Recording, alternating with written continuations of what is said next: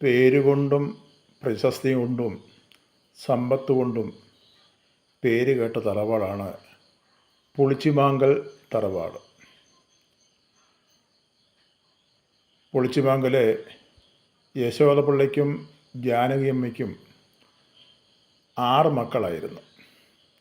4 ആണും 2 പെണ്ണും. ഇന്ന് ആ തറവാടിൻ്റെ പേര് മാത്രമേ ഉള്ളൂ. ബാങ്കിൽ കോടിക്കണക്കിന് പണം ഓരോരുത്തരുടെയും പേരിലുണ്ട്. പക്ഷേ ഇന്നത് എടുത്ത് അനുഭവിക്കുവാനോ അതാക്കി അഴിക്കുവാനോ ആരുമില്ലാത്ത ഒരവസ്ഥ. പുളിച്ചിമാങ്കലെ ഈശ്വരൻപിള്ളയ്ക്കും ജാനിയമ്മയ്ക്കും 6 മക്കൾ, 4 ആണും 2 പെണ്ണും. പേരും പെരുമയും ധാരാളമുണ്ടായിരുന്നൊരു തറവാട്. അടിയാന്മാരും കുടിയാന്മാരും ഒക്കെയായിട്ട് എപ്പോഴും ആളുകൾ വരികയും പോവുകയും ചെയ്തിരുന്നൊരു തറവാട്. ഇന്നത്തെ തറവാടിൻ്റെ അവസ്ഥ വളരെ ശോചനീയമാണ്, വളരെ ദയനീയമാണ്. ഏതാണ്ട് 50 ഏക്കർ വസ്തുവിൻ്റെ ഭൂവുടമയായിരുന്നു ഈശ്വരൻപിള്ള. മക്കൾക്ക് എല്ലാം വീതം വെച്ച് കൊടുത്തു. പെൺമക്കളെ വിവാഹം കഴിപ്പിച്ച് അയച്ചു. വർഷങ്ങൾക്ക് മുമ്പത്തെ കാര്യമാണ് ഈ പറയുന്നത്. ഇന്ന് ഈശ്വരൻപിള്ളയും ജാനകിയമ്മയും ഇല്ല, അവരുടെ മക്കളുമില്ലെന്ന്. മക്കളൊക്കെയും വളർന്നു വന്ന് അവർക്ക് വീതങ്ങളൊക്കെയും വെച്ചു. അവരെല്ലാവരും വിവാഹം കഴിച്ചു. എല്ലാവരും വിദ്യാഭ്യാസമുള്ളവരായിരുന്നു. എന്നാൽ അവർക്ക് വന്ന ഭാര്യമാർ അല്ലെ സ്ത്രീകൾ, അവർക്കും വിദ്യാഭ്യാസം ഉണ്ടായിരുന്നു, നല്ല ജോലി ഉണ്ടായിരുന്നു. അപ്പോൾ പണത്തിന് യാതൊരു കുറവുമില്ലായിരുന്നു. ഓരോ മക്കളുടെയും പേരിൽ, മരുമക്കളുടെ പേരിലൊക്കെയും പണം ബാങ്കിൽ ഇന്നും കിടക്കുകയാണ്. അതെടുത്ത് അനുഭവിക്കുവാൻ ആരുമില്ലാത്ത ഒരു അവസ്ഥ. തകർന്നു പോയൊരു തറവാട്. ഇതെന്താണ് ഇങ്ങനെ സംഭവിച്ചത്? ഇത് ശാപമായിരിക്കാം, ഇത് ദോഷമായിരിക്കാം, അല്ലെങ്കിൽ പിന്നെ ഇങ്ങനെ വരാൻ കാരണം എന്താണ്? പല കുടുംബങ്ങളുടെയും അവസ്ഥ ഇതാണ്.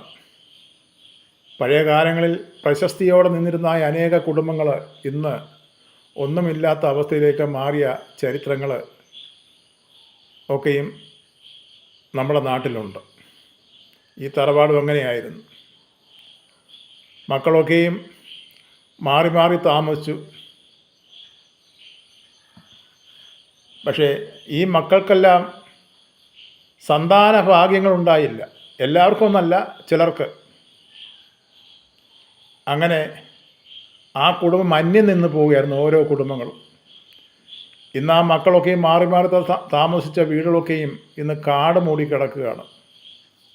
ഒരു വനത്തിൻ്റെ പ്രതീതിയാണ് ചെന്ന് കണ്ടാൽ. 50 ഏക്കർ വസ്തു ആർക്കും കൊടുത്തില്ല. വസ്തുക്കളൊന്നും ആർക്കും വിൽക്കുകയോ അത് വിൽപ്പന നടത്തുകയോ ഒന്നും ചെയ്തില്ല. പക്ഷേ അത് അനുഭവിക്കുവാൻ ഇന്ന് ആരുമില്ല.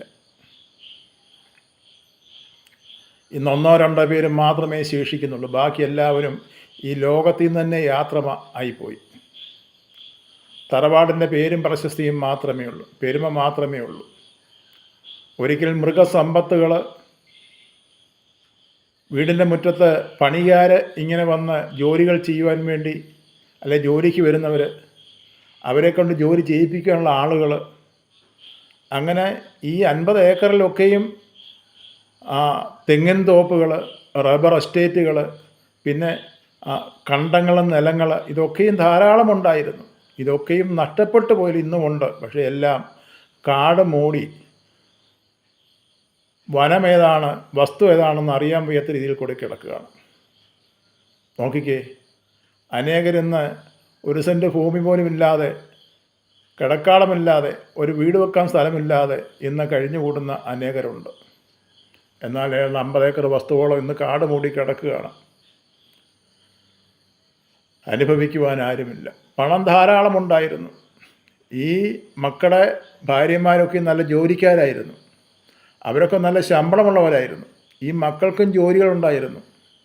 പക്ഷേ ഓരോരുത്തരായിട്ട് ഈ ഭൂമിയിൽ നിന്ന് മാറിപ്പോയി. ഇന്ന് ആ തറവാടിൻ്റെ പേരും പെരുമയും പ്രശസ്തിയും മാത്രമേ ഉള്ളൂ.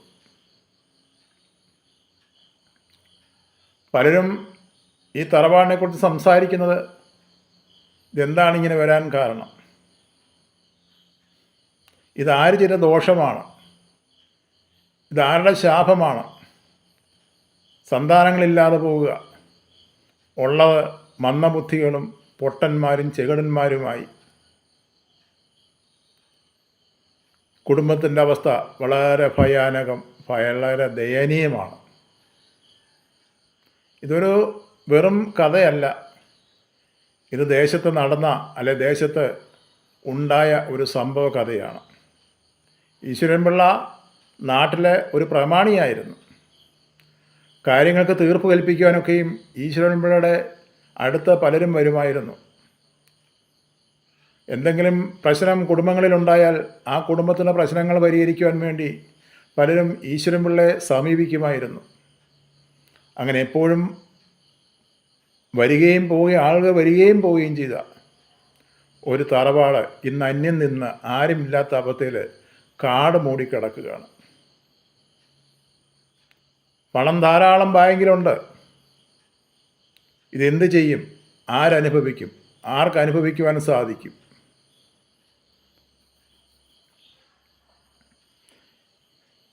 ഇന്ന് നാട്ടിലെ ഒരു ചർച്ചാ വിഷയം തന്നെയാണ് ഈ പുളിച്ചിമാങ്കൽ തറവാടിനെക്കുറിച്ച്. നമ്മളൊന്ന് മനസ്സിലാക്കണം, നമ്മൾ ചെയ്യുന്ന പ്രവൃത്തിയുടെ ഫലം വരും തലമുറ അനുഭവിക്കും. ചിലപ്പോൾ ഇപ്പോൾ നമുക്ക് സംഭവിക്കുകയില്ലായിരിക്കും ഒന്നും, പക്ഷേ വരും തലമുറകൾക്ക് ഇതൊരു ദോഷമായിട്ട് തീരും, ഇതൊരു ശാപമായിട്ട് തീരും. അങ്ങനെ ശാപം വന്ന നശിച്ചു പോയ അനേക തറവാടുകൾ ഈ മധ്യ തിരുവിതാംകൂറിൽ തന്നെയുണ്ട്. അനേക തറവാടുകൾ, തകർന്നു പോയ തറവാടുകൾ, നശിച്ചു പോയ തറവാടുകൾ, അന്യം നിന്ന് പോയ തറവാടുകൾ, അനുഭവിക്കാൻ ആരും ഇല്ലാത്ത തറവാടുകൾ. ഈ തറവാടിൻ്റെ അവസ്ഥ അത് തന്നെയാണ്.